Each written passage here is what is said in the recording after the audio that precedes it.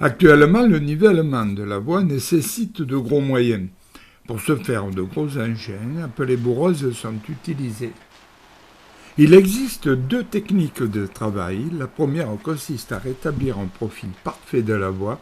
Cela nécessite du travail préalable, calcul du profil avec mire et niveau. Le second consiste à lisser les petits défauts lorsque le profil de la voie est peu altéré. Lorsque la bourreuse arrive sur le chantier, le chef de machine procède à de nombreux réglages.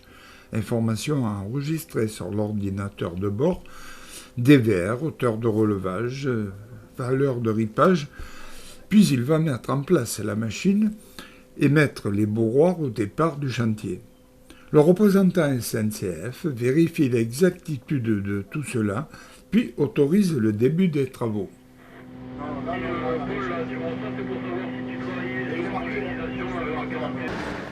L'action des bourroirs est dirigée par un technicien chargé du réglage de ces derniers, profondeur de plongée, durée du cycle de serrage des pioches, etc. C'est lui qui va gérer l'avancement de la bourreuse. À chaque plongée, 2 traverses sont traitées.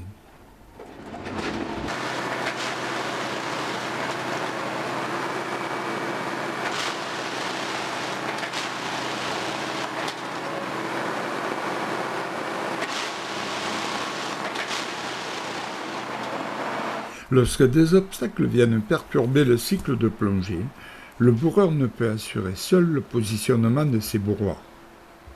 Un troisième technicien positionné au sol va le guider. Son action est très importante, tout incident entraînant systématiquement des perturbations lors de la reprise des circulations commerciales. Lorsque la voie est libre de tout obstacle, la vitesse d'exécution est importante. Si la distance entre les traverses est homogène, l'opérateur peut programmer sa machine, laquelle pourra ensuite travailler en automatique. Dans ces cas-là, la zone traitée à l'heure va dépasser les 1200 mètres. Quand on pense qu'un nivellement manuel de la voie est de 20 mètres par jour et par agent, on se rend compte de la différence de rendement.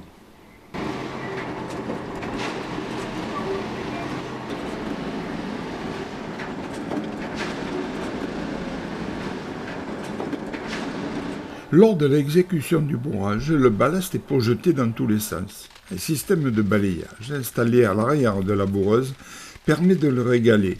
Grâce à cela, le profil de ballast est parfaitement rétabli.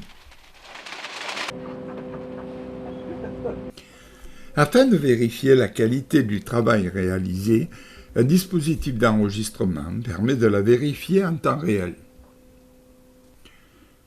Lorsque l'on modifie le dévers de la voie ou lorsque l'on ripe latéralement celle-ci, on modifie les rapports entre la voie et la caténaire, ce qui pourrait entraîner un arrachage de celle-ci par le pantographe des locaux électriques. Un responsable de l'entretien des caténaires est inclus dans le personnel du chantier et il a pour fonction de vérifier la position de la caténaire par rapport à la voie. Si cela est nécessaire, une intervention aura lieu avant le passage de la première circulation. Lorsque les quantités de ballast déchargées sont trop importantes, un engin de chantier appelé régaleuse est utilisé pour répartir harmonieusement ce dernier. On peut voir sur ces images le travail effectué à l'intérieur de la voie. La machine y introduit du ballast, puis le rejette vers l'extérieur après la mise aux normes des profils.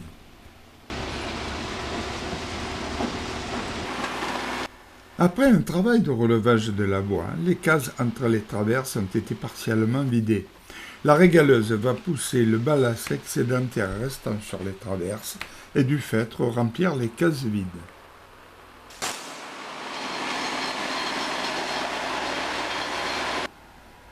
Très souvent, les banquettes ont été plus ou moins dégradées durant le chantier. Un bras extérieur va être déployé afin de rétablir le profil correspondant aux normes en vigueur. Afin d'économiser du ballast, la régaleuse est également utilisée pour remonter dans la voie l'excédent de cailloux restant sur les abords. Sur ce chantier, j'avais économisé plusieurs milliers de tonnes de ce précieux ballast. Ainsi s'achève cette vidéo. J'espère durant ces quelques minutes vous avoir intéressé à ce travail de nivellement des voies. Travail qui m'a passionné tout au long de mes 20 ans passés à Toulon.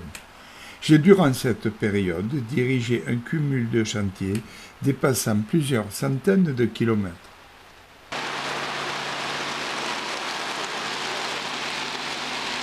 Je remercie au passage tous les agents SNCF et ouvriers d'entreprise sans qui la réussite de ces chantiers aurait été impossible. J'espère que certains auront la chance de pouvoir visionner ces images.